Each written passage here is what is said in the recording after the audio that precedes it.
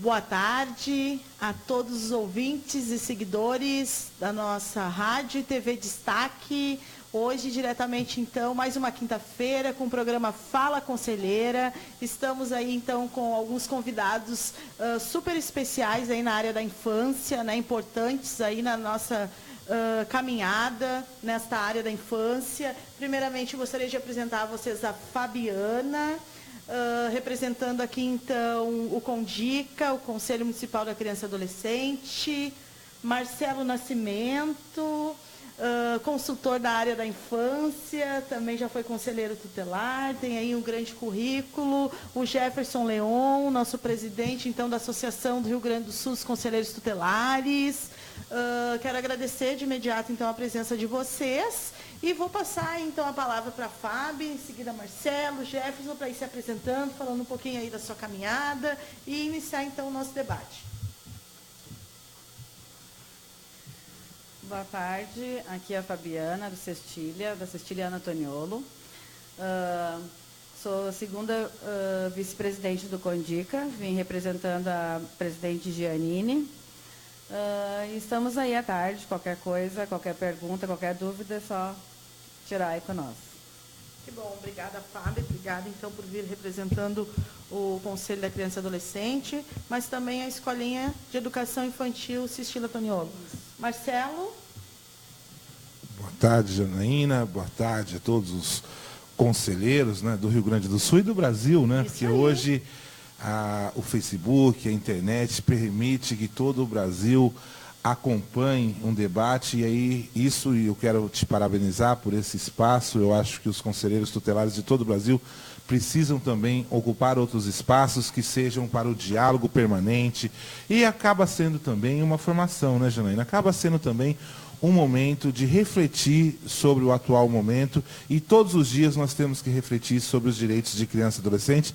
Então, para mim, que também agora, né, sou presidente da Associação Paulistana de Conselheiros e Ex-Conselheiros Tutelares, é sempre uma honra estar com vocês aqui no Rio Grande do Sul, e sempre é uma honra poder conversar sobre os direitos humanos de crianças e adolescentes. Que bom, muito obrigada, Marcelo. Obrigada por, né, aqui representando, então, o Estado de São Paulo. Que bom. Fico muito feliz da tua presença. Obrigada. Janaína, então, já sou cliente, né? Já é a segunda vez que eu venho aqui, então me sinto à vontade de participar desse programa, no qual a audiência cada vez cresce mais, porque é sempre muito atrativo os temas que aqui é abordado, né? E eu me sinto muito mais feliz ainda em ter na bancada aqui meu, como diz, um dos pares meu, na questão de presidência, né, hoje presidindo a Associação de São Paulo, no qual ele sempre dizia que dessa água não beberia, né? Mas está aí hoje, né? Um baita do militante aí na área da infância, no qual a gente se espelha muito, e quase gaúcho também, né? Ele está direto aqui no estado do Rio Grande do Sul, palestrando e trazendo o conhecimento dele, a experiência que ele teve no governo federal, a experiência que ele teve enquanto também conselheiro tutelar. Então, eu tenho certeza que hoje vai ser alguns momentos, algumas horas nossas aqui de um debate muito bom, muito gostoso. Eu vim hoje de manhã da cidade de Iraí, que é lá na região do Médio Alto Uruguai, 6 horas de viagem, cheguei de manhã, consegui ainda dar uma descansada para estar aqui, para a gente fazer esse debate aí e falar um pouco dos conselheiros. Que bom. Fico feliz, então, com a participação, né, de vocês aqui hoje, né, ter aceito o convite, então, para participar aí de mais um debate no programa Fala Conselheira. A Fábio, então, representando o CONDICA, né, o nosso Conselho Municipal. Agora, recentemente, né, Fábio? Sim. Tu entrou agora com a nova presidenta, Janine, gostaria que tu falasse um pouquinho. Sim, a gente assumimos esse ano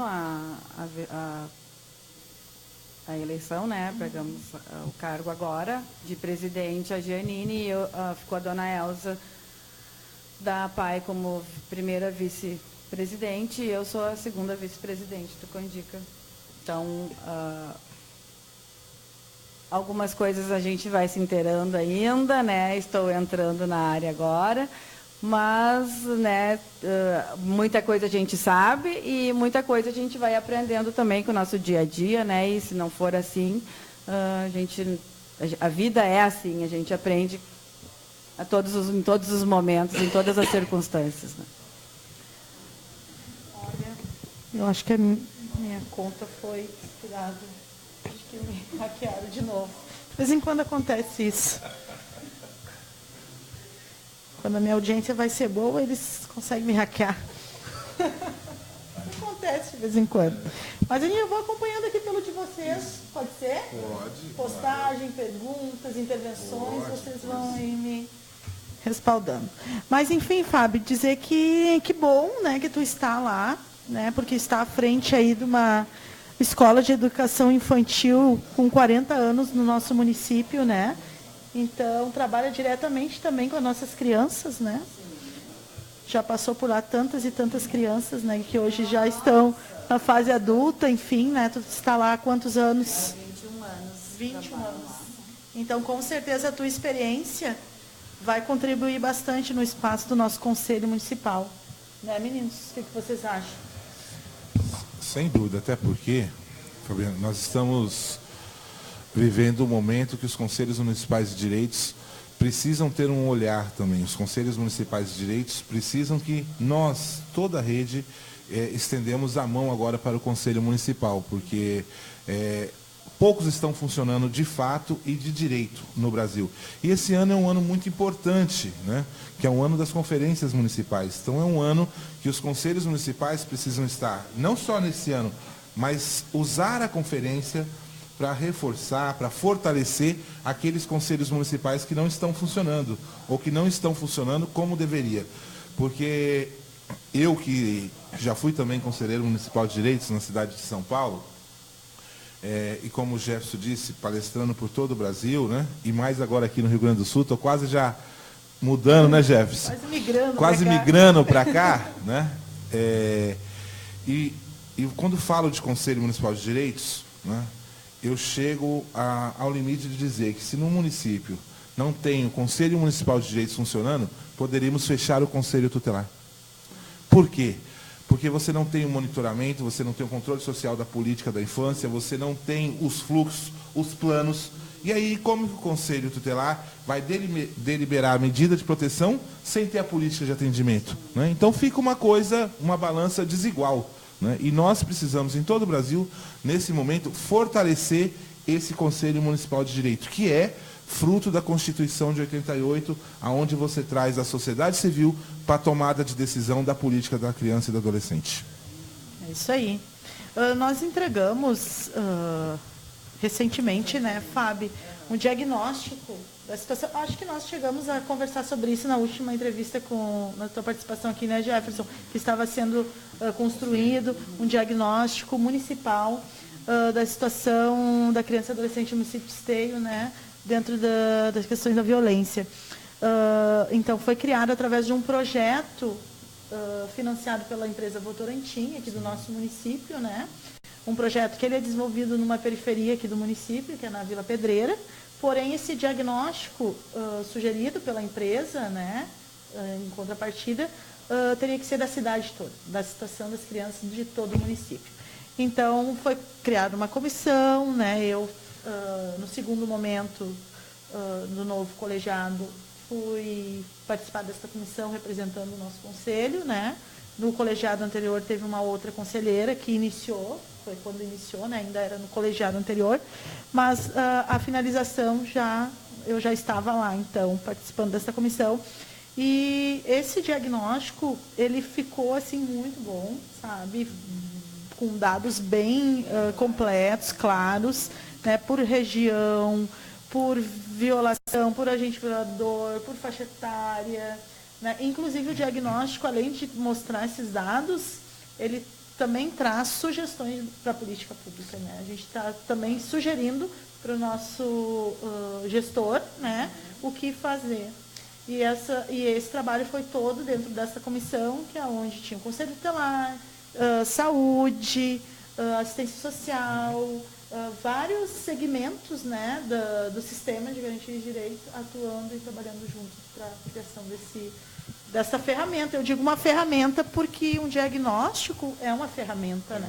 É uma ferramenta. Apresentado no Pandica, né? Isso, foi entregue. Em PowerPoint, né? A Janice, né, que é a assistente social, não é? Sim. Uhum. Foi ela que apresentou lá até, a gente, né, conseguiu ver, estava bem claro, assim, e a partir daí, né, eu acho que para a gestão e para o Condica mesmo, né, tá articulando alguma atividade para essas crianças aí, adolescentes aí do município.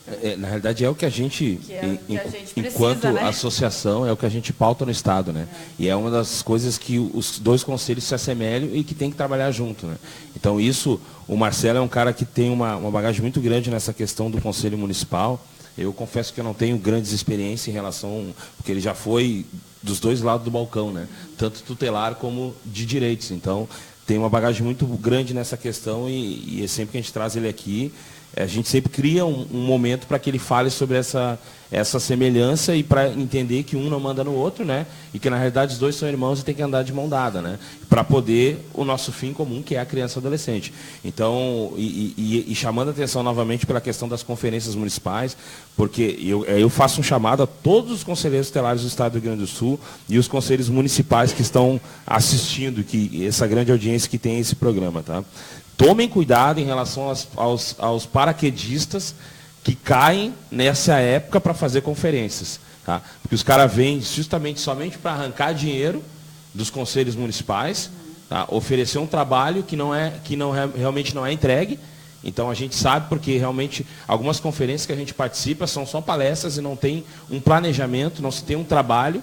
Entendeu? E isso é essencial para uma conferência. A conferência ela é para conferir o que foi feito e para a gente poder trabalhar o que vai ser feito no período seguinte. Então, isso não é feito em muitos lugares. As pessoas vão lá, os conselhos municipais às vezes contratam algumas pessoas na ânsia de que vai ser um trabalho, e na realidade é somente uma palestra e não se tem um trabalho.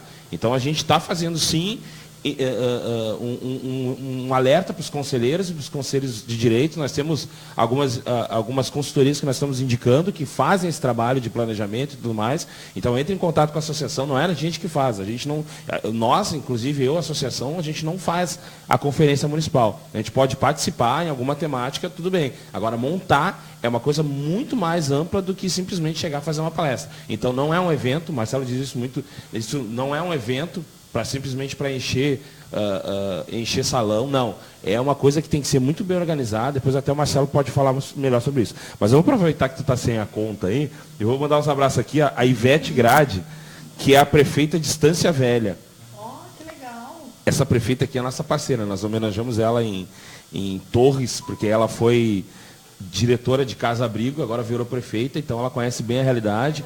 Ivete Grade, prefeita de Estância Velha. Ivete, obrigada pela audiência, um grande abraço aí para a tua cidade, boa luta. É uma prefeita que é um exemplo de gestor no estado, que ajuda, inclusive ela é prefeita lá da cidade onde a Carla Torres, que é a nossa vice-presidente, é. A Heloísa Machado, que é da cidade de Itaqui, a Ivete está mandando aqui de novo. Um abraço a todos os conselheiros do Rio Grande do Sul e do país. O Lídio aqui mandando um olá, a Fátima mandando um olá também, o Lauro Trindade mandando um abraço para o Marcelo, para mim aqui. Deixa eu ver quem mais. O Dilson lá da cidade de Farroupilha. O Dilson é coordenador da região Serra. E o Marcelo estava ministrando nos dias 26, 27 e 28, né, Marcelo? Em Bento Gonçalves, uma palestra lá, que foi um sucesso, né? Eu estive lá no primeiro dia, depois eu peguei a estrada. Maria Inês mandando um abraço aqui. A Silvana Rodrigues. Silvana Rodrigues mandou um abraço para nós, conselheiros tutelares de Quadra. Obrigada, de Quadra, São Paulo, ó. São Paulo. Que legal. Deus te abençoe. Obrigado. Fátima de Souza aqui também mandando, está cortando a transmissão. Vamos ver aqui, o pessoal vai conferir. Lídio, boa tarde. São Pedro da Serra, o Lídio mandando um abraço. Tatiane Bittencourt, Jefferson, fala aí sobre a escuta de crianças e adolescentes vítimas que estão ocorrendo nas delegacias de polícia. Podemos tocar nesse assunto sim, com certeza. Boa. Então tem bastante assunto aqui, bastante gente chegando, tá? Só queria fazer algumas iniciais obrigada, aqui. Jefferson. Depois a gente manda mais uns abraços. Infelizmente eu fiquei fora do ar nesse momento de Facebook. Não, minha conta foi interrompida. Olha aqui, a Horacilda Tenente Portela mandando um abraço também. Manuel Alexandre, boa tarde, sou de Florianópolis. Estou aqui em Florianópolis. Sou conselheiro tutelar do Paraná, se eu entendi. Falando sobre fortalecimento, em que pé anda o piso salarial do Conselho Tutelar. A Rosilei também aqui, da cidade, a Rosilei, deixa eu me lembrar, Rosilei Brandão, Teutônia, de Teutônia. Então tem bastante gente chegando aí. Vamos convidando o colegiado aí para chegar, para ouvir, para a gente bater um papo aí. O Flávio também lá de Alegrete.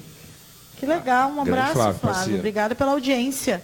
Mas eu acho que essa provocação aí para o debate sobre a escuta, eu acho que é eu acho que é bem, bem favorável, assim, porque a gente também, aqui no município, recentemente a gente teve uma situação aí que nos fez, nos chamou essa provocação aí sobre a escuta, a escuta protegida. Porque hoje as delegacias estão querendo escutar crianças e adolescentes, principalmente em situação de abuso sexual. Bom, eu posso, se o Marcelo me permite, me atrever a falar mais do assunto, porque essa lei ela foi aprovada o ano passado, da escuta protegida, em 4 de abril e sancionada no dia seguinte, no dia 5, né? E ela tem um termo jurídico, é vocatio legis, que ela é 1 ano depois para ser colocada em vigor. E ela entra em vigor agora, dia 5 de abril, né? Então, ela ainda não está em vigor. Mas o que se tem que entender muito na questão da lei da escuta protegida, é que ela vale muito mais para o âmbito judicial do que do âmbito nosso de trabalho, entendeu? Sim. Esse ambiente que tem que ser construído são nas comarcas do Estado. Nós temos hoje 42 comarcas do Estado do Rio Grande do Sul que já são equipadas com a sala ambiente para a escuta protegida. Tá? E aí, após, sim, a audiência gravada em vídeo e tudo, aquela fala ali é que ela vai ser protegida para todo o processo. A criança não vai ser chamada mais para ser escutada em âmbito judicial. Agora, o recebimento de uma denúncia, a atuação do conselho, a delegacia, ela não vai mudar muito pela questão da escuta protegida, porque é preciso a gente ter elementos para se começar um encaminhamento, né? Para te poder requisitar um serviço público enquanto conselheira, tu tem que ter um mínimo de entendimento do caso e da situação para te poder encaminhar para os lugares corretos, né? Então, dentro do âmbito nosso, ela não vai mudar muito. Muda mais é na questão judicial. Então, das 42 comarcas que estavam equipadas, nós teríamos que ter chego agora na efetivação da lei a 100%, mas a gente sabe que isso vai ser impossível. Mas agora cabe a nós, enquanto conselheiros e garantidores de direito, porque a escuta protegida, que é a Lei 13431, de 2017, ela é mais um direito que veio. Então, se é um direito, cabe a nós fazer essa cobrança agora, ou enquanto cidade, enquanto regional, ou enquanto associação, para que se efetive esse direito dentro das comarcas. Né? Porque a gente via absurdos, por exemplo, de advogados de defesa chegar a falar para uma menina ou para um menino, enfim, que foi abusado sexualmente, e dizer que a criança seduziu o acusado, né? Você seduziu, né? Tu gostava, né? Então, essas provocações, tipo, hoje com a escuta protegida, isso não vai acontecer mais, porque ela vai ficar num ambiente separado, ela não vai nem ter mais contato com o agressor. Antes se fazia essas perguntas, o juiz, obviamente, indeferia a pergunta, né? Mas o mal já tinha sido feito, a criança já tinha escutado a pergunta, né? Sim. Mas hoje não, hoje se tem essa proteção e só chega na sala a pergunta para uma profissional que fica com ponto eletrônico, que recebe a pergunta e transmite a pergunta para a criança, de uma forma mais didática. Então ela recebe só o que é, de fato, o elemento para a audiência, e não as besteiras que são faladas. Nós temos absurdos até de promotores. Aqui no Rio Grande do Sul teve promotores que ofenderam adolescentes porque quiseram mudar o depoimento. Teve um que teve repercussão nacional, né? Que aí depois a punição do promotor foi tirar férias. Mas infelizmente isso acontece, né? Mas a provocação é boa. A Tati é de Sapucaia, eu esqueci de citar. Sapucaia? Marcelo, uma pergunta. Eu te acompanhei bastante agora no período de carnaval, né? E nós, aqui no município, a gente tem um bloco também, né? Há 5 anos já tem um bloco, e esse ano a gente... E, na verdade, o bloco Mulheres em Marcha, a gente sempre levou para a avenida a questão dos direitos humanos, né? Mulheres, crianças, adolescentes, negros, homossexuais.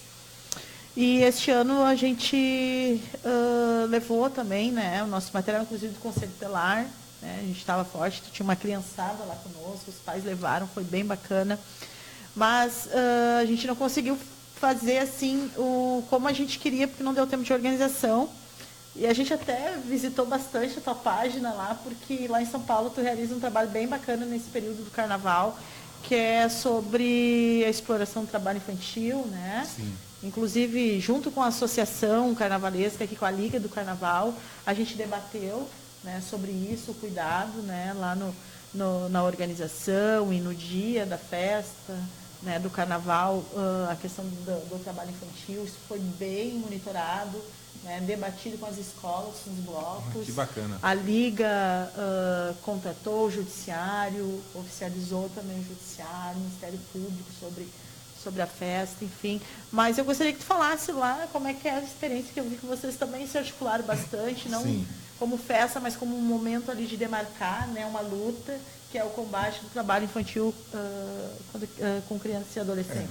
Esse ano, né, eu sou apaixonado pelas campanhas. Eu acho que as campanhas, elas são um canal e uma oportunidade de dialogar com a sociedade, né? Então, eu acho que as campanhas, principalmente essas que nós temos em períodos de festa, de grande movimentação, em todo o Brasil. Então, nos anos que eu fiquei no governo federal, eu era o responsável pela campanha em São Paulo, né?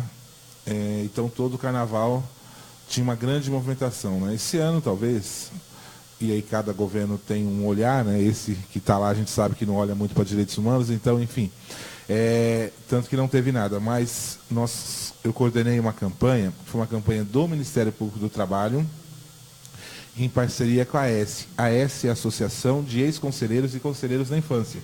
Conselheiros tutelares, conselheiros de direitos, conselheiros do Conselho da Educação, que são da infância, conselheiros do Conselho da Saúde, que são da infância. Então, é uma associação nacional que tem sede no Rio de Janeiro, né? E está aberta para parceria com vocês aqui no Rio Grande do Sul e qualquer outro lugar do Brasil. E aí nós fizemos uma parceria com o Ministério Público de Trabalho, com a doutora Elisiane Santos, que é de São Paulo, procuradora do Trabalho, com a campanha Trabalho Infantil Não é Folia, né? Que era um diálogo permanente durante, como você disse, né? Também tendo outros atores, outros parceiros, porque é importante também, né, Janaína, que nós possamos envolver outras pessoas nessas lutas, que nós possamos, Jefferson, trazer outros, né, atores para essa luta, para marchar junto. E aí nós fizemos a campanha digital nas redes sociais e também nos blocos de rua na cidade de São Paulo. Os blocos de rua na cidade de São Paulo, Jefferson, virou uma coisa assim, quase Bahia, né? São milhões de pessoas na rua, né? E nós fomos primeiro que tinha a primeira parte do monitoramento. Então nós fomos monitorar também com equipe nós tínhamos equipes com educadores sociais, e nós não abordamos aquelas crianças em situação de trabalho infantil, mas nós catalogamos, nós tentamos acionar os serviços da prefeitura através do 156, que não funcionou, né? Que não funcionou porque a prefeitura tem, né, os seus agentes, os educadores, que fazem a abordagem de rua, que são especialistas nisso. Né? E nós temos que reconhecer o papel de cada um no sistema de garantias de direitos.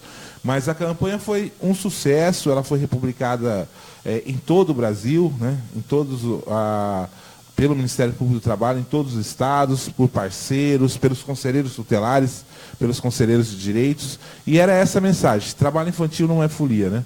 Todos podem brincar o carnaval, mas nós temos que brincar um carnaval, e não, né, nós temos que brincar um carnaval sem trabalho infantil, sem abuso e exploração sexual, sem maus tratos, né, preservando os direitos da criança e do adolescente. E agora nós estamos muito próximos, e aí foi bom que você tocou na campanha, porque essa semana é a campanha, na verdade, a Semana Nacional de Conscientização contra o Desaparecimento de Crianças. E não foi feito nada. Né? Tem uma lei que diz a Semana Nacional. Né? Eu vi alguns posts feitos pelo governo federal, mas também ninguém viu. Né? E é um tema que me incomoda muito, Janaína, e que nós precisamos começar a olhar mais para esse tema. Porque falta indicadores, falta políticas públicas, e a única coisa que se reconhece é a dor dessas mães, a dor da família que tem os seus filhos desaparecidos, que somem, desaparecem, ninguém sabe para onde, como e por quê, né? E nós acabamos, no Brasil, não olhando tanto para essa violação. Então eu faço aqui um apelo, né, a todos aqueles que acompanham você, todas as quinta-feiras, nós também precisamos olhar para o desaparecimento de crianças e adolescentes. Não espere ser com o seu filho, não espere ser com o seu neto, não espere ser com um conhecido. Nós precisamos olhar para todas as crianças brasileiras, até porque a Constituição Federal preconiza isso, e o artigo 4º do Estatuto da Criança e do Adolescente também traz a nossa responsabilidade sobre todas as crianças. E nós precisamos dar um basta. Um basta a todas as violências contra a criança e adolescente, mas um basta agora muito rápido, efetivo ao desaparecimento de crianças e adolescentes no nosso país. É isso aí. E realmente eu concordo contigo, eu também não vi nada ainda. Porque é um tema que desaparece, né? Exato. Até o tema. Inclusive o tema está desaparecido. Mas vamos reforçar, né? Eu acho que esse espaço, né? Este programa, assim como outros espaços alternativos, outras rádios webs, né? Que a gente tem aí no estado todo, são espaços que a gente tem que aproveitar, que a gente tem que ocupar, né, Marcelo? Porque a grande mídia aí está cada vez mais corrompendo as mentes e corações, né, da nossa população, então eu acho que a gente tem que fazer a diferença, né? E cada vez mais aproveitar esses espaços para justamente estar fazendo o que a gente está fazendo hoje e agora. Eu estava fazendo uma busca aqui, rapidinho, Janina, até para me lembrar, porque eu sabia que existia já. Aqui no estado do Rio Grande do Sul nós temos uma lei já aprovada da busca imediata da criança, que pode ser comunicada, não precisa esperar 24 horas isso daqui. E a Câmara Federal, ela já fez um projeto de lei que já passou na Câmara, que é também a aprovação dessa busca imediata, mas é a busca imediata de pessoas desaparecidas, não é somente criança. O da Câmara Federal trata de todo o contexto, né? E a Câmara aprovou já o projeto e falta ir para o Senado agora para aprovação. Mas o que chama atenção também, que aí dialoga com a gente, com o nosso trabalho, é que esse projeto de lei que foi aprovado pela Câmara, ele vai alterar, o Marcelo, até postei esse tempo, alterar o artigo 83 do ECA, que trata da questão do adolescente que pode subir no ônibus e viajar para qualquer parte do país, portanto, somente documento de identidade, né? Que lá o artigo 83 diz que acompanhado é só criança, ou seja, até os 12 anos. Dos 12 em diante, 16. Por isso que tem vários adolescentes nossos que acabam aparecendo em várias partes do Estado e fora do Estado também, porque a lei permite. Então, ele vai mudar o teor do texto e vai dizer que desacompanhado somente acima dos 16 anos. Ou de desacompanhado acima dos 12 pode. Então, além de trazer a busca imediata de pessoas desaparecidas da comunicação, vai alterar também esse artigo, o 83, que vai tratar da questão dos adolescentes. Essa semana ainda, nos grupos de WhatsApp nosso do Estado, nós estávamos tratando de um tema, Marcelo, e uma conselheira da cidade de Mostardas, que é aqui litoral, postou a foto de um adolescente que, na realidade, ele viaja pelo estado todo, dando vários nomes diferentes, inclusive nomes femininos, entendeu? E quando ela postou no grupo, se entendeu que ele já esteve em Esteio, Sim. já esteve em Sapucaia, já esteve em Gravataí, ele já esteve em Frederico Westphalen, onde eu estava lá essa semana, ele já esteve em Cidreira, esteve em Xangri-Lá, ele já esteve em muitas cidades do estado, porque ele pode subir no ônibus e sair viajando, se ele tem o documento, entendeu? O documento de identidade. Então, essa é uma situação atípica, óbvio, né? Que a gente sabe, mas que dentro do grupo a gente acabou identificando que não era um problema só de Mostardas, é um problema nosso todo. Porque ele já passou pela mão de muitos conselhos do Estado, só que ele dá um nome diferente aqui, outro Sim. ali, outro acolá, e parece que realmente ele é de Sapucaia, se não me engano, Sim, né? ele é de Sapucaia.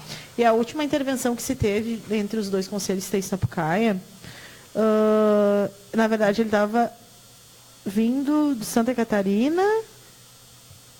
Ele tem uma avó em Santa Catarina, eu descobri. Mas ele faz o transporte com caminhão. De caminhão. Ele vai de carona. Sim, mas para te ter uma ideia. Ele vai de carona. Aqui em Gravataí, ele pegou carona com o caminhoneiro, e o caminhoneiro foi, ainda bem que é um caminhoneiro do bem, pegou e na hora ligou para o conselho tutelar, o conselho foi lá e pegou ele, entendeu? Agora, se pega um maldoso, entendeu? Se pega uma pessoa que vai fazer um mal para ele, entendeu? Ele está correndo esse risco diário, Sim, né? diário. Gente, tem um monte de gente chegando aqui. Eu não nada aí. Ela está agoniada ali. Ela está agoniada. A Camila aqui de Ajuricaba, mandando abraço para esses guerreiros, né, citando nós todos aqui. A Vani, parabéns a vocês. Mesa rica do meu agrado. Deixa eu ver a Ângela de Arambaré, Conselho de Arambaré, parabenizando o maravilhoso trabalho de vocês. A Juliana e Lindolfo Collor, tá mandando um abraço para nós aqui também. Então tem uma galera chegando aí. Deixa eu ver se eu consigo mais aqui. Ó, A Tati aqui está lembrando, a Tati Sapucaia está lembrando que domingo parece que ele esteve em Palmares, que foram buscar ele em Criciúma. Então, não dá para citar nome, tá, gente? Tem gente perguntando o nome aqui, não dá para citar o nome, mas é um caso que a maioria dos conselhos aí já conhece. Depois, quem quiser, pode perguntar no privado para mim depois aí, que a gente pode estar, até para ver outras cidades aí que ele anda, né? Eu não consegui todas as pessoas que mandaram aqui, acho que cortou para mim. Nossa, eu não vou conseguir atualizar minha página agora, tem muita coisa. Deixa eu aproveitar, Janaína, dar um alô então aqui para 2 queridos, lá da Baixada Santista. Olha, né? que lá bacana. em São Paulo, que está nos assistindo. A Michele, que é uma grande guerreira, Janaína, conselheira tutelar, atuante, né? Um exemplo de conselheira tutelar. A Michele, o amigo Anderson, que são conselheiros tutelares lá no Guarujá. E também está aqui conosco assistindo o Antônio Pádua, que também é um ativista dos direitos da criança e adolescente e foi também do Conselho Municipal de Direitos lá de Cubatão, né? Então, a Baixada Santista lá em São Paulo. Um abraço para vocês, amigos queridos. Deixa eu aproveitar, Jefferson, e falar um pouquinho da lei. Porque já tem uma lei, chama Lei da Busca Imediata, que foi assinada em 2005 no governo do presidente Lula, né? E diz o seguinte: as hipóteses previstas nesse artigo não excluem da proteção judicial outros interesses individuais, difusos ou coletivos próprios da infância e do adolescente protegidos por essa lei. A investigação do desaparecimento de crianças ou adolescentes será realizada imediatamente após notificação aos órgãos competentes, que deverão comunicar o fato aos portos, aeroportos, polícia rodoviária e companhias de transporte interestaduais e internacionais, fornecendo-lhes todos os dados necessários à identificação do desaparecido. Essa lei é de 30 de dezembro de 2005. Nós estamos hoje em 29 de março de 2018, ou seja, 13 anos praticamente depois. E hoje é quase, assim, é inadmissível que as mães, as vós, a lei já está adolescente e não consegue registrar o boletim de ocorrência na Polícia Civil, que é a Polícia Judiciária, que deveria imediatamente registrar. Qual é ainda a lenda? Né? Espera 24 horas, foi com um amiguinho ali, tem namorado, volta já.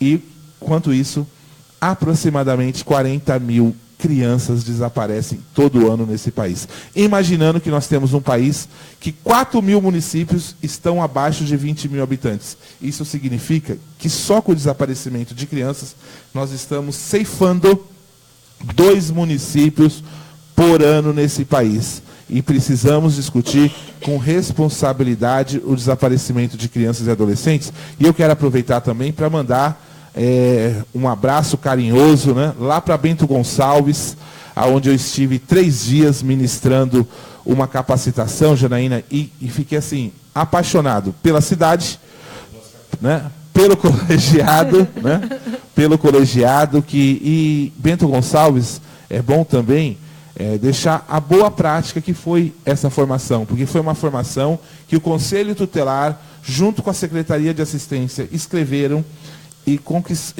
conquistaram o recurso com a Ceram, né, que é uma empresa de energia elétrica daquela região, e foram atrás, né?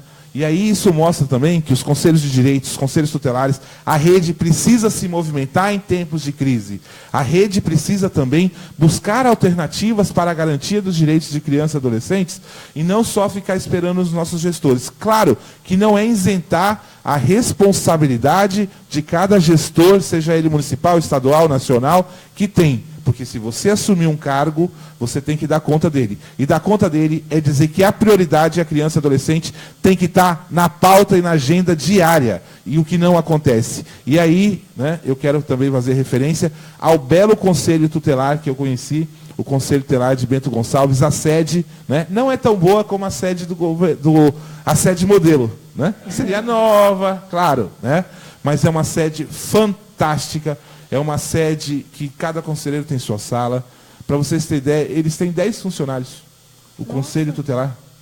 E eles têm uma coisa que eu achei fantástico, que é o notificador. É uma pessoa que vai entregar as notificações do Conselho Tutelar. Isso protege também os conselheiros. Porque em parte desse país, quem entrega as notificações é o próprio conselheiro. Aqui em Esteio não é diferente, né? Nós que entregamos. E aí vocês já ficam frente a frente com aquela pessoa que vocês vão precisar conversar de forma colegiada, identificar o direito violado dessa criança, desse adolescente, quem é o agente violador, e tá muitas vezes vocês entregando a notificação para o agente violador. Né? Então, assim, você cria uma relação que pode ser que em algum momento coloca a vida das conselheiras e dos conselheiros em risco na rua. Então, se você tem uma pessoa para entregar a notificação, olha que maravilha. A pessoa vai só entregar. Ah, o que é isso? Não, precisa ir até o conselho tutelar, que os conselheiros vão te atender e vão, né, fazer os procedimentos que se acharem necessário. Então, assim, eu só vi essa figura em João Pessoa e aqui em Bento Gonçalves. Uma pessoa para entregar as notificações do conselho tutelar. Isso é fortalecimento.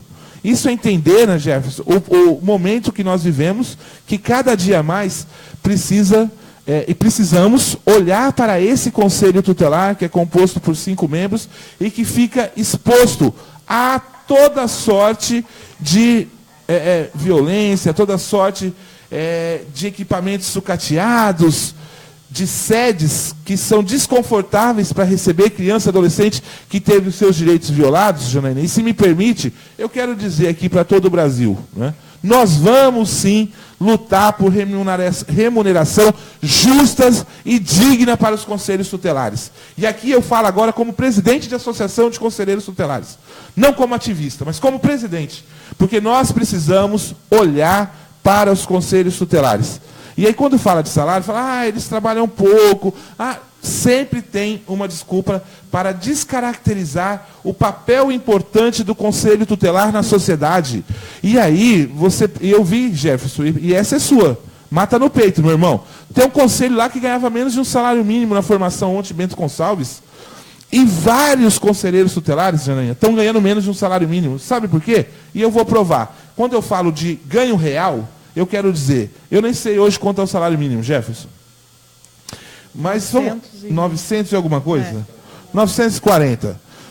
O conselheiro ganhou um salário mínimo. Só que para isso, ele vai para o conselho tutelar, ele tem que pagar condução. Então vamos tirar R$100 de condução. Já sobra 840. E aí ele precisa comer, se alimentar. Né? Porque o conselho não tem, o conselheiro, poucos têm um vale alimentação. Né?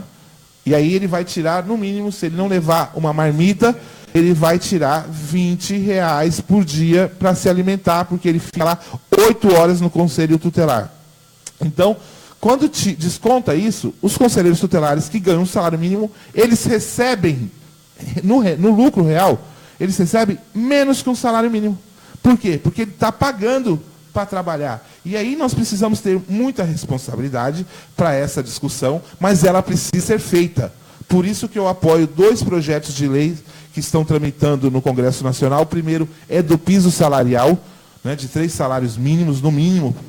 Isso, mas cidade pequena, cidade grande, não muda as atribuições do Conselho Tutelar. Não muda suas responsabilidades numa cidade de pequeno porte ou numa grande cidade desse país. Portanto, nós precisamos, sim, olhar para os conselhos tutelares. E o outro projeto, né, que também é do querido deputado federal Jorginho Melo, de Santa Catarina, né, que é do Fundo Nacional de Custeio do Conselho Tutelar.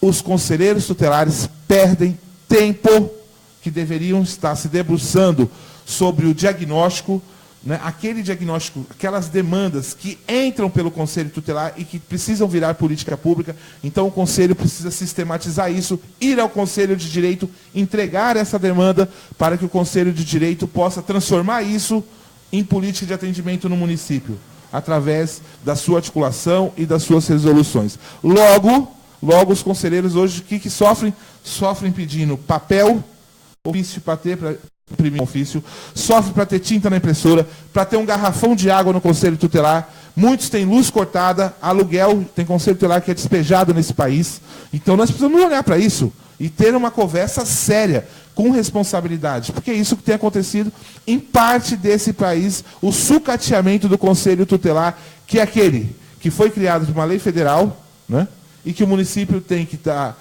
todas as condições de trabalho, conforme está no Estatuto da Criança e do Adolescente, mas, por vezes, alguns gestores enxergam esse conselho como inimigo, porque é aquele que vai cobrar, e tem que cobrar mesmo, a garantia dos direitos de crianças e adolescentes. Isso a gente acompanha e conversamos bastante aqui o nosso colegiado, e junto também nos encontros com a associação e outros conselhos, a relação dos direitos, né, salarial, enfim, a todos os benefícios que poderia se ter o conselheiro tutelar, né?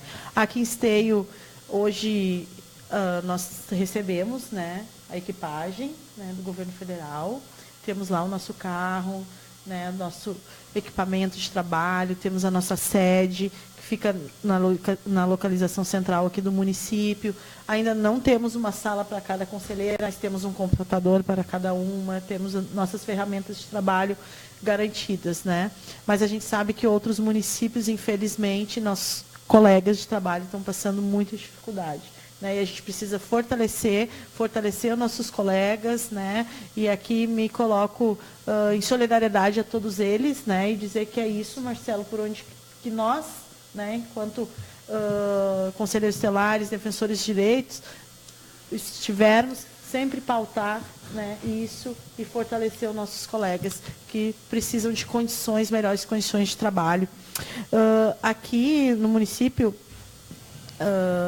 embora a nossa sede ela não está na localização onde ocorre maior número de violações, né, mas está fora dessa região. E às vezes eu até me preocupo muito, sabe, porque embora seja um espaço muito bom, eu me preocupo porque às vezes a gente sabe que a gente vai ter que notificar algumas famílias, né, que correm o risco de não ir porque não tem condições de chegar. Isso é uma pauta nossa, inclusive, sabe, interna, porque a gente se preocupa muito, né, com as condições que as nossas famílias hoje, em algumas regiões, estão, né, e às vezes deixam de ir conversar com a gente, a partir de uma notificação, porque não tem como chegar, às vezes não tem nem como ir no hospital, porque não tem como se deslocar, por deslocamento, né. Então, a gente tem conversado bastante com os CRAS em relação a isso também, né, para nos dar um suporte. Mas são coisas que a gente vai ajustando, né, e conversando aí com a rede. E aí, às vezes, em alguns diagnósticos, Janaína, aparece com que a família é a violadora, quando na verdade não, né?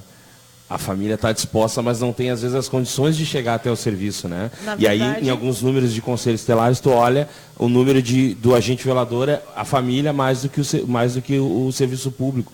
Quando, na verdade, muitas vezes a família não consegue chegar porque o serviço público faltou, né? A gente fez uma palestra semana passada, junto com o Condica, no hospital, para os nossos servidores lá do hospital. Então, está falando sobre fluxo, o papel do Condica, o papel do conselho. Foi muito interessante esse encontro, porque a gente pôde ajustar algumas coisas, né, com esses agentes que também são, né, defensores de direitos.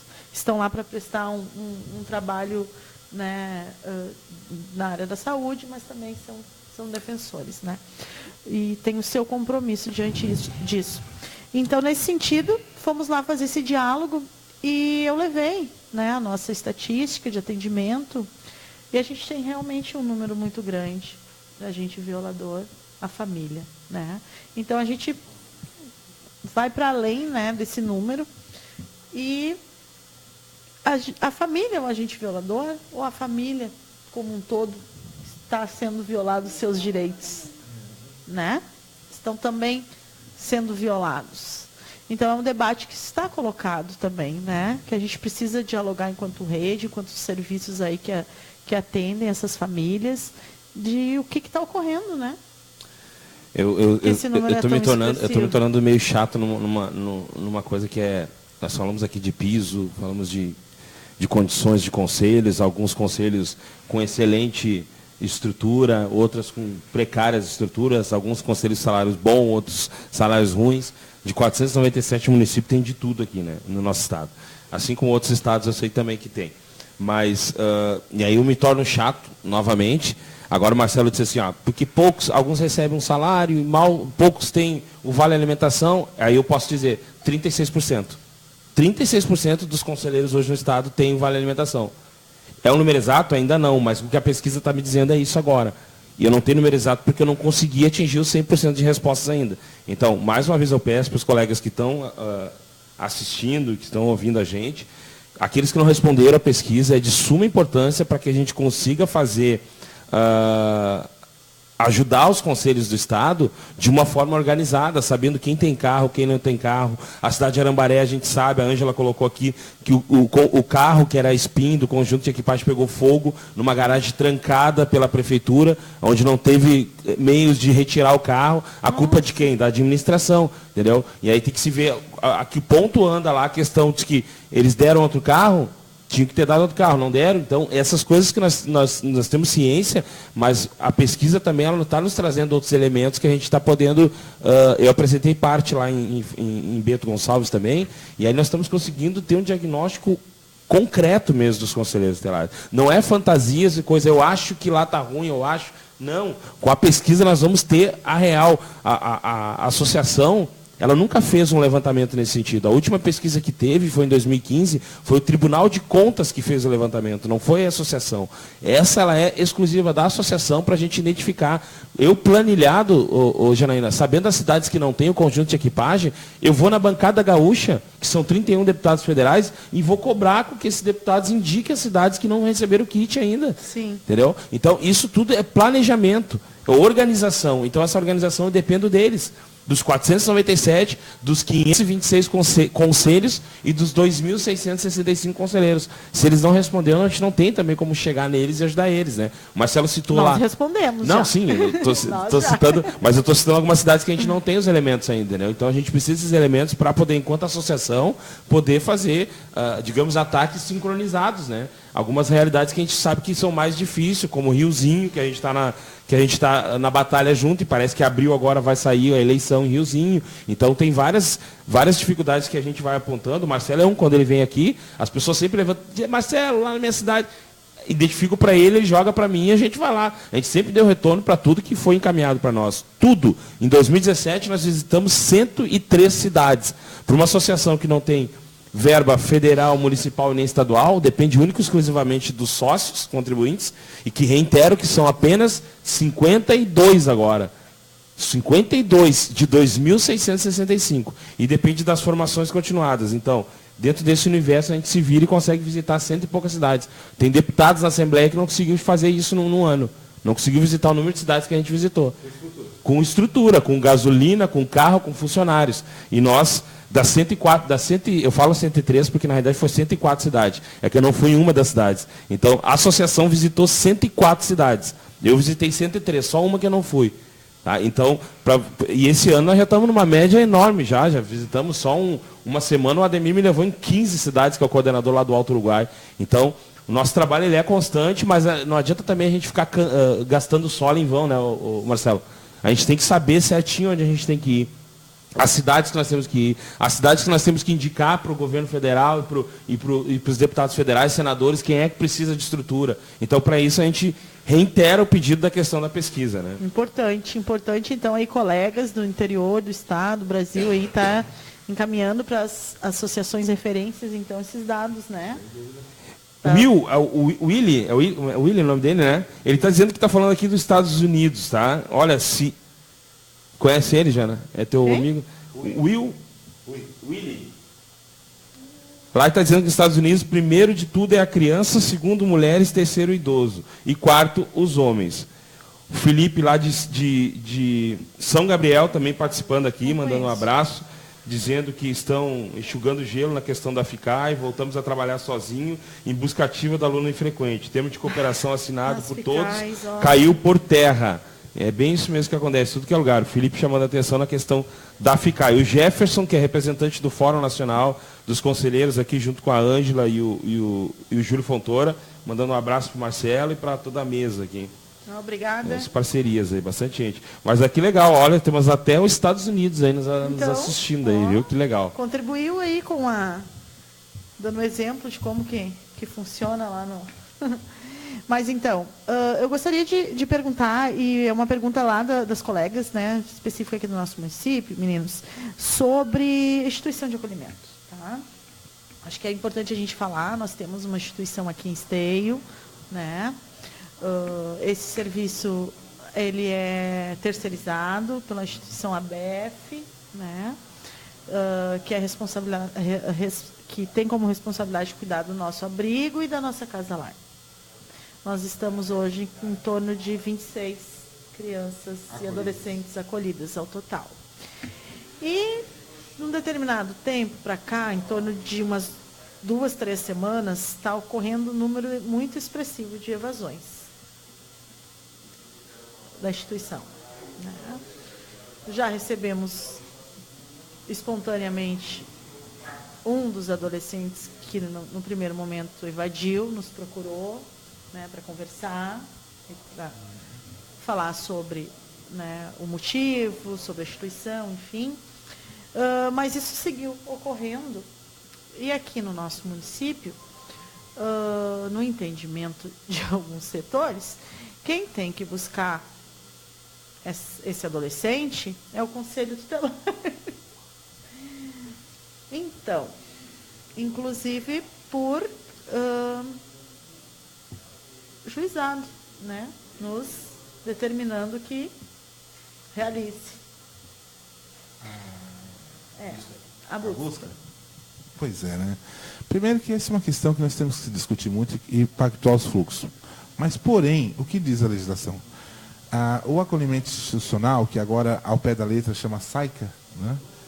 Os SAICAs, que são os nossos antigos abrigos até antes da 12.010 de 2009, quando muda a nomenclatura para acolhimento institucional. Eles são o guardião dessas crianças e adolescentes. Está lá, expresso. E aí, em vários lugares do Brasil, tem essa prática da criança ou do adolescente, né, que se evade ou que foge mesmo. Primeiro, nós temos que descobrir quando uma criança fugir, não vou dizer que é natural, mas faz parte do processo. Agora, quando você tem 5, 6, 7, 8, precisa que o Conselho Tutelar, que tem a atribuição legal de fiscalização, e essa é a única fiscalização que o Conselho Tutelar faz, né? Aquela que é imposta por terceiros ao Conselho Tutelar, e infelizmente alguns conselheiros tutelares amam, né? Amam. Essa não pertence. Essa não é atribuição. Né? E aí precisamos mesmo conversar sobre isso. Qual é a fiscalização que o Conselho faz? Faz as instituições de atendimento.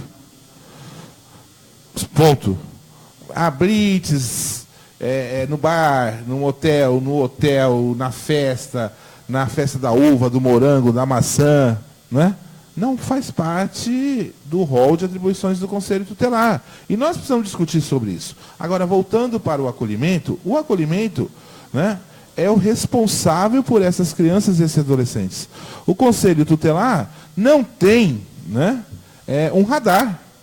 Né? Estão querendo transformar o Conselho Tutelar no Google Tutelar agora, de busca. Né? Então, assim, nós precisamos repensar isso. E não que o Conselho Tutelar não possa atuar de forma parceira com essa instituição, ouvir, buscar, né? Trabalhar isso. Não é isso que eu estou dizendo. Mas eu estou dizendo que não é atribuição legal o conselho pegar o carro e sair procurando pela cidade a criança que fugiu do abrigo. Né? Isso é papel da instituição que é responsável por essa criança e por esse adolescente. Isso. Só para dar um relato, assim, que tu falaste sobre a fiscalização, a gente está num período agora realizando justamente as fiscalizações nas duas casas, tanto no abrigo quanto na casa lar. Então, tá uma coisa que está meio junto, assim, sabe? A fiscalização, a gente, né, agora estamos finalizando os relatórios oficiais, que iremos encaminhar para o CONDICA, Juizado e Ministério Público.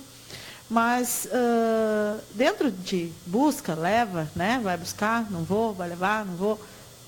Tem uma coisa maior nisso, que é o porquê dessa evasão, né? Por que eles estão evadindo em massa, 5, 6, 7, né?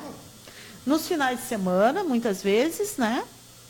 o que eles estão buscando fora da instituição, né? De bom entretenimento, um passeio, enfim, né? A gente precisa falar sobre isso, né? A instituição precisa. E tem uma coisa, Janaína, que tem que deixar bem esclarecido, bem pactuado entre nós: o acolhimento institucional não é privação de liberdade. Né? Exatamente. Essas crianças e adolescentes estão nessa condição por uma medida de proteção e essa instituição precisa trabalhar os vínculos, por isso que tem um instrumento que é o PIA, Plano Individual de Atendimento, para quê? Para pensar essa criança na sua individualidade, para trabalhar essa criança, família extensa, para que ela possa ficar o mínimo possível nesta instituição, nessa casa, e retornar ao seu convívio familiar e comunitário. Então nós não podemos achar que isso é um depósito de criança e adolescente, que eles vão para lá e estão privados de liberdade, porque não é isso.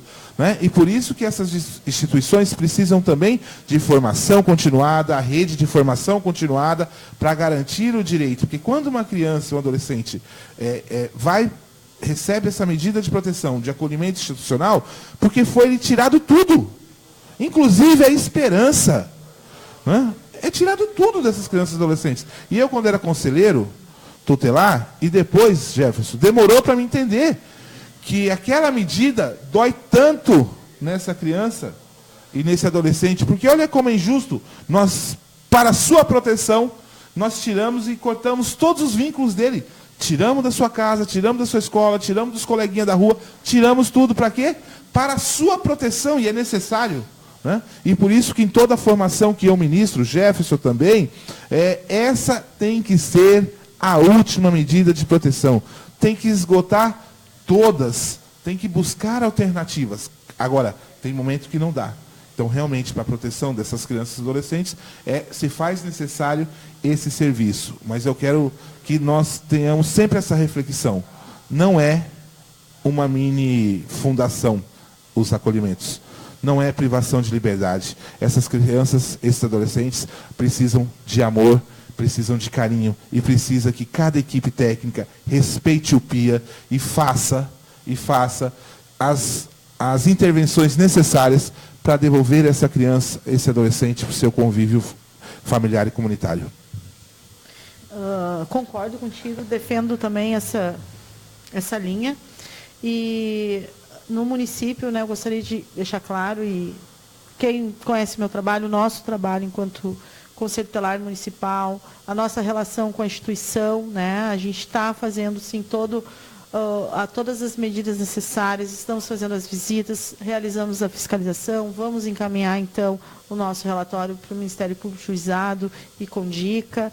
Né, falo isso para todas as pessoas que nos procuraram em algum determinado momento para nos dar algum relato sobre a instituição de acolhimento, sobre as crianças que lá estão e os adolescentes. Enfim, é só um retorno, então. E dizer, Jefferson, Marcelo, Fabiana, que foi, né, já estamos quase aí a caminho finalizando, então, o nosso programa. Passou super rápido, né? E tanta coisa que ainda, né, a gente tem que falar, né, Marcelo? Mas, enfim, estamos nos encaminhando, então, para a finalização do programa. Gostaria muito de agradecer a vocês três, né, por estar, né, destinar parte do tempo. Tu que veio lá de São Paulo para fazer formação aqui no Rio Grande do Sul e tirou um tempo para vir aqui, né, na rádio. Muito obrigada mesmo. Obrigado, Jefferson, Fabiana do Condica, né, que está chegando agora no conselho, né, dizer que pode contar com a gente, né? E é um conselho agora com uma nova composição, que tem muito trabalho ainda. Agora, né, vão retomar as comissões. Sei que já estou aí nomeada para compor algumas, e com certeza vai ser um prazer.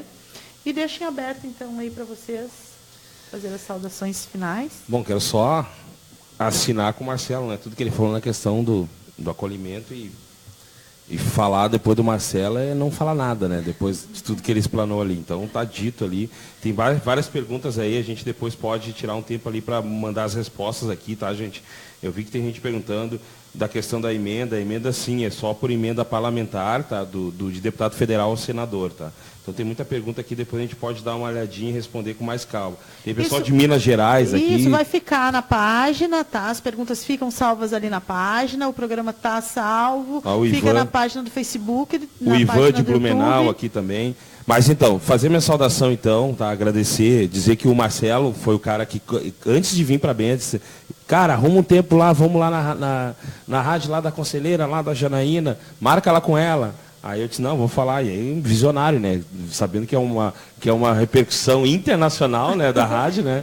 Tem o pessoal até dos Estados Unidos nos assistindo, então ele já teve essa visão antes, né? E aí ele disse para mim, não, faz o espaço lá para nós, lá, eu vou estar viajando, tu vai estar, mas a gente se encontra em Porto Alegre, vamos lá prestigiar o espaço. E é um espaço muito importante, da vez que eu estive aqui.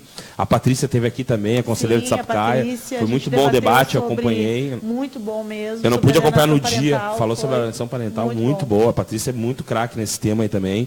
Então ela trouxe algumas visões bem diferentes assim, do trabalho. Mas agradecer mais uma vez o espaço, agradecer os conselheiros aqui que saudaram a gente, todos que assistiram, compartilharam. E sempre muito bom participar aqui com vocês aqui, Janaína. Que bom. Obrigada, vocês são, eu digo às vezes nas minhas lives, vocês aqui, tu, a Elisete, a Kelly, todos vocês são diferenciados aí. E não estou aqui fazendo média, porque eu conheço o trabalho de vocês. Antes de vocês ser conselheira, eu vim aqui fazer uma formação, né? Sim. Acho por isso que vocês ficaram tão boas assim, né? Então tá, eu agradeço aí todo mundo, tá? Agradeço e deixar aqui o espaço aberto. Bom, eu que agradeço, eu acho que a Janaína está de parabéns e outras conselheiras, até porque os conselhos hoje, viu, são das conselheiras. 84% em todo o Brasil os colegiados são formados por mulheres, né? Então, daqui a pouco nós vamos falar várias conselheiras, né? E esse exemplo aqui, seu Janaína, eu acho que é muito bacana. E sempre que eu, lá de São Paulo ou do Brasil, quero sempre acompanhar e dizer que nós temos que ocupar todos os espaços para dialogar sobre direitos humanos de criança e adolescente. Eu quero deixar 3 recadinhos, né? O primeiro, que em abril acontece lá em Fortaleza agora o Capacita Brasil, de 11 a 14.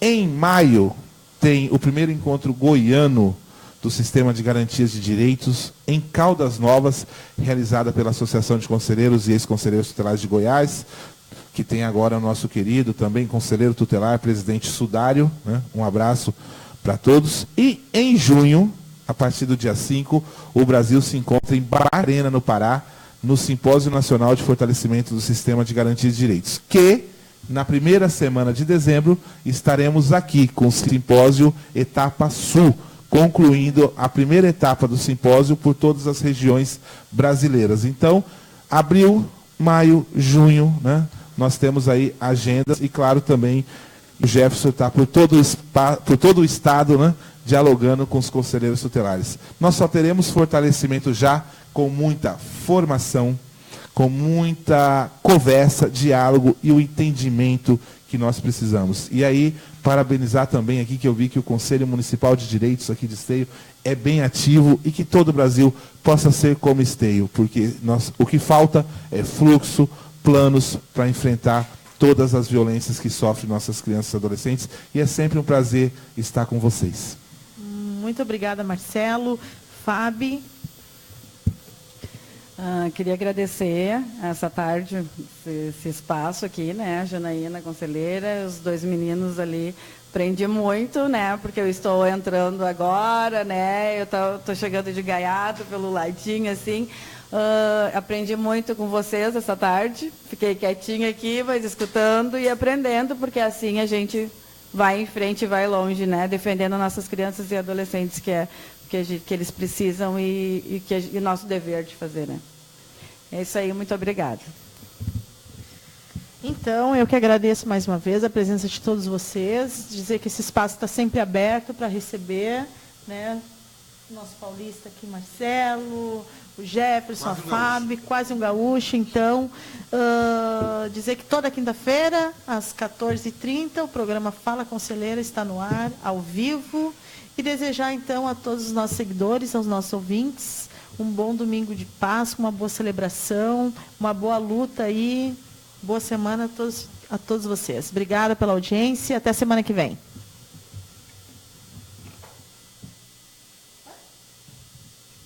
Que legal.